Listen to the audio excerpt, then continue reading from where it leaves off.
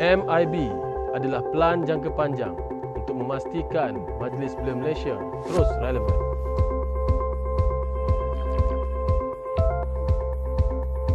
MBM telah menganjurkan pelbagai program, terutamanya kerjasama dengan kerajaan dalam kita hendak mewujudkan satu perkumpulan belia.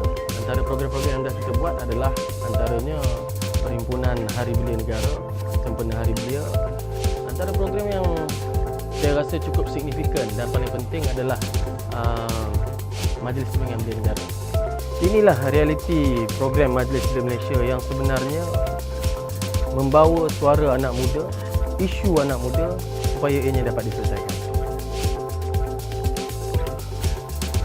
Antara usaha dan program dalam merelevankan Majlis Belia Malaysia dengan golongan muda dan orang-orang muda di Malaysia ini adalah Satu Belia Satu Kemahiran, YK, Koperasi Belia dan pelbagai lagi.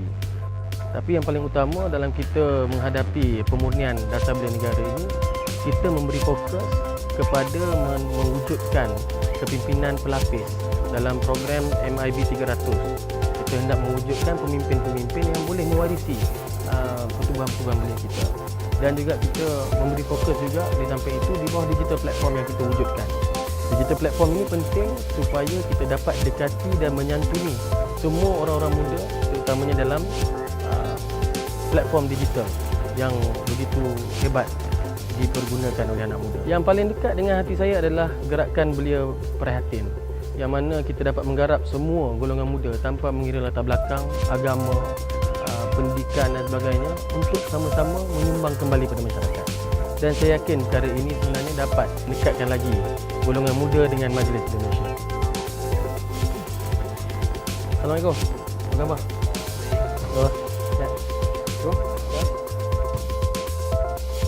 Sebenarnya dalam kita membentuk serta mencorak barang tindakan serta keputusan MBM, kita memberi fokus kepada 5 nilai teras utama. 5 nilai teras ini yang pertama adalah perlembagaan negara. Kenapa perlembagaan negara? Sebab kita mahu semua golongan muda faham apakah itu perlembagaan negara. Seperti mana yang termaktub dalam perlembagaan MBM sendiri. Sebab kita nakkan setiap gerakan kita adalah menjadi tonggak supaya golongan muda ini faham peranan, faham hak yang ada sebagai rakyat Malaysia. Jadi tidaklah kita sebagai rakyat Malaysia mengabaikan hak kita. Nilai teras kedua adalah kepimpinan.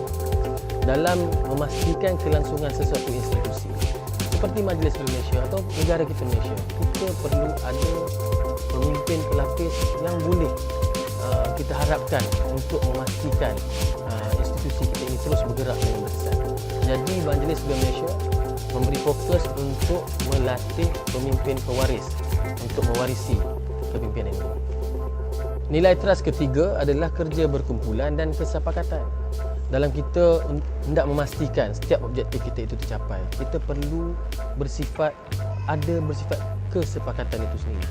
Kita kena tahu bahawa setiap daripada kita mempunyai peranan. Yang bak kata orang tua-tua, yang bijak kita mahukan ilmu, yang alim kita mahukan doanya, yang pekak memakan bedil. Ini menunjukkan setiap daripada golongan muda perlu menyumbangkan apa saja sumber yang mereka ada. Nilai teras yang keempat adalah menghormati kepelbagaian. Terutama dalam konteks negara kita Malaysia, kita mempunyai kepelbagaian etnik. Kita ada Melayu, kita ada Cina, kita ada India dan sebagainya.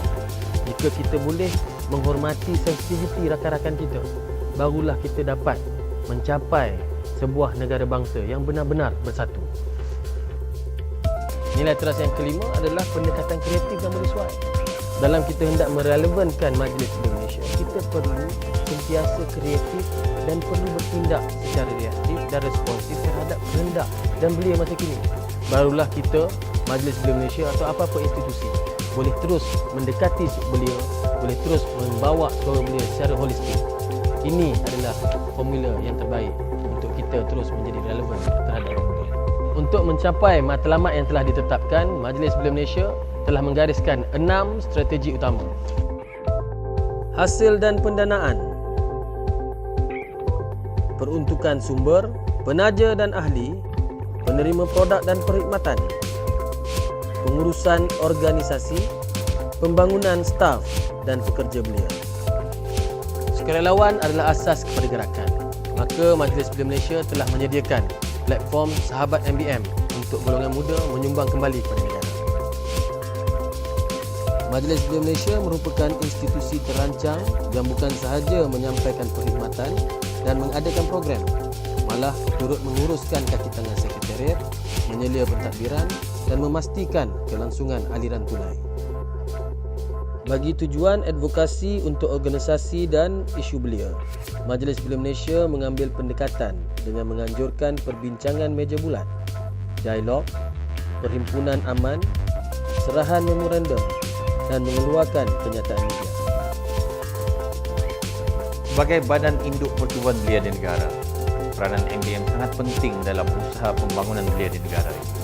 Inilah wadah untuk kita menyatakan pandangan, hasrat dan luahan hati golongan belia kepada pucuk pimpinan negara. Inilah intipati MIB, satu usaha MBM terhadap perubahan persekitaran zaman dan demografi belia. Kita harus responsif terhadap perubahan ini. Kepercayaan kepada Tuhan, kesetiaan kepada raja dan negara, keluruhan perlembagaan, kedaulatan undang-undang, kesopanan dan kesusilaan. MIB adalah satu gerakan yang telah kita bina secara bersama demi kelangsungan MBM anak bangsa dan negara. Inilah wawasan kami.